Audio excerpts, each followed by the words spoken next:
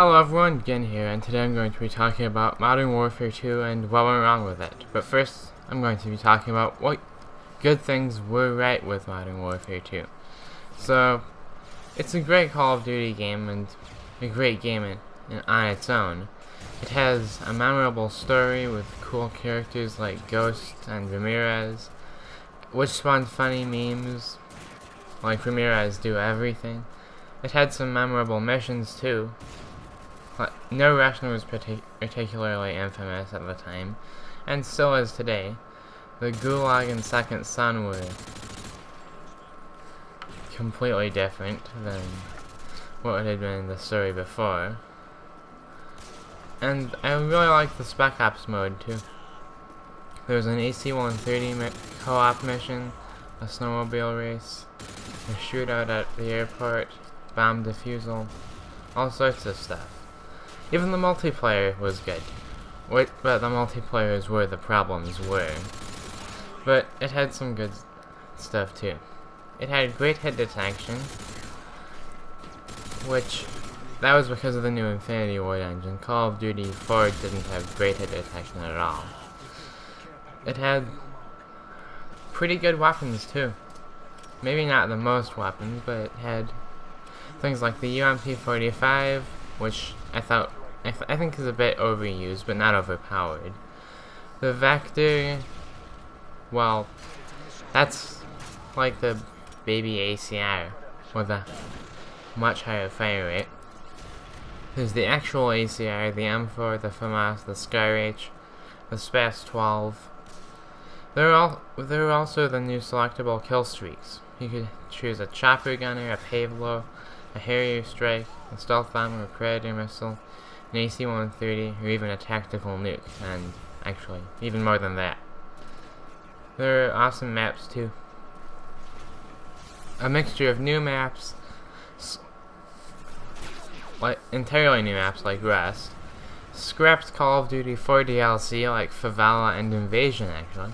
Those were going to be DLC in Call of Duty 4, though they weren't for whatever reason. And actually a remake of an original Call of Duty map, Wasteland. It's a remake of the map Breakheart from Call of Duty 1 and 2. Multiplayer, yeah, it had its problems though. One-man army, which let you refill your ammo, basically. You could choose what class you wanted to switch to. It's in theory a good idea for scout sniping and LMG use. Although, it replenished equipment too, like claymores, which those were a new thing to have instead of a grenade. And more game-breaking light replaced underslung grenade launcher ammo.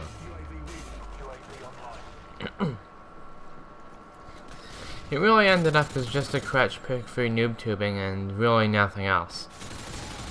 And in the perk 2 slot, Danger Close. Now, I'm not saying Danger Close was overpowered or bad on its own.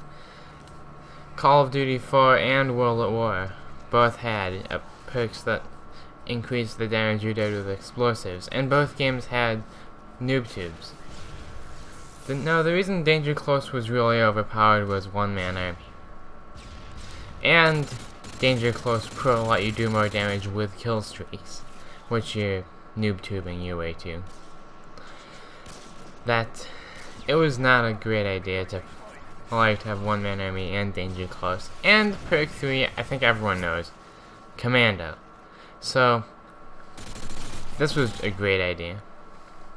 So not only can the noob tubers do more damage and refill their ammo, including noob tube ammo, they can also panic knife better in case you get past their noob tubing, and claymores. So I'd just like to know about this, which members of the multiplayer team were smoking crack on the job? And I'm not entirely serious with that, although really, this was a terrible idea. I could understand one-man army, I could understand Danger Close, but Commando, this just makes no sense to add. I get that they wanted to have something that would make no fall damage, but Why Commando? Why'd you have to add this perk to do that? And then we have one of the most hated pieces of equipment, the Tacken suit. It's like one-man army. It's in theory a good idea if the game were being played by some sort of intelligent creature with humanoid hands that never exploited anything. That seems like what Infinity Ward designed the game for. Unfortunately, they didn't. This game was actually played by humans, so that doesn't end up being how it works. But Tacken suits, for those who don't know, for the 3 people who have been living under a rock, they're things that let you respawn once you at the place you drop the Tacken suit. You can get to the front lines faster. But in free-for-all, they ended up abused so that people could boost for nukes, which involves being killed over and over by their friend, get a nuke, then the next round they do that, until eventually they're the only ones left in the lab, because everyone else has quit because they hate. And hackers. Multiplayer was troubled after release, the Weston Zampella debacle, and it ended up unsupported pretty much, which allowed hackers to pull all sorts of stuff, including aimbots, but sometimes it was fun stuff. Quick scoping lobbies and gun game, those were fun on PC, although I don't think I've ever played gun game on console. And of course there's Favela. So in 2012, Muslims are offended by a picture in the multiplayer map Favela. It has Islamic rating, and it's on rating about Islamic things in Arabic, I think, in a bathroom, which apparently is forbidden by the Quran. I wouldn't know since I'm not a Muslim. This is in 2012.